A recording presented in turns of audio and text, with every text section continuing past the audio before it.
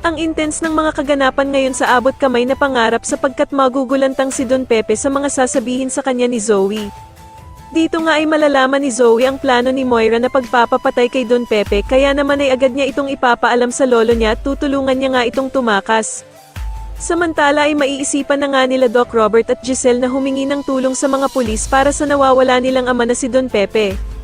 May ipapakita naman na picture ang pulis kila Doc Robert at ito nga ay walang iba kundi si Bala Hadji at dagdag pa nga ng pulis na marami na daw pala itong record sa kanila.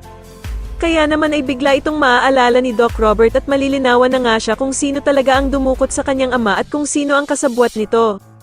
Samantala ay hindi naman mawala-wala sa isip ni Lynette ang pagtawag ni Zoe kay Doc Carlos ng daddy kaya naman ay tatawagan nito si Annalyn para magpatulong sa kanya kung paano daw niya matrace kung nasaan si Zoe.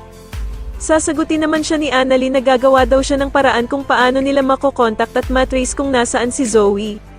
Sa kabilang banda matapos marinig ni Don Pepe ang katotohanan tungkol sa ama ni Zoe, ay susubukan niya itong tanungin kung sino daw ang totoong ama nito para malaman niya kung magsasabi ito ng totoo sa kanya.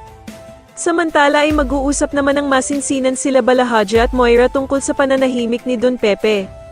Pero sasabihin naman ni Moira na hindi niya ito magawang patayin dahil nga daw sa ayaw ng anak niyang si Zoe.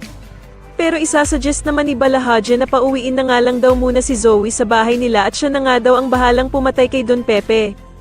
Pero wala naman silang kaalam-alam na nakikinig na pala si Zoe sa kanila at malalaman nga nito ang plano nilang pagpatay sa lolo Pepe niya.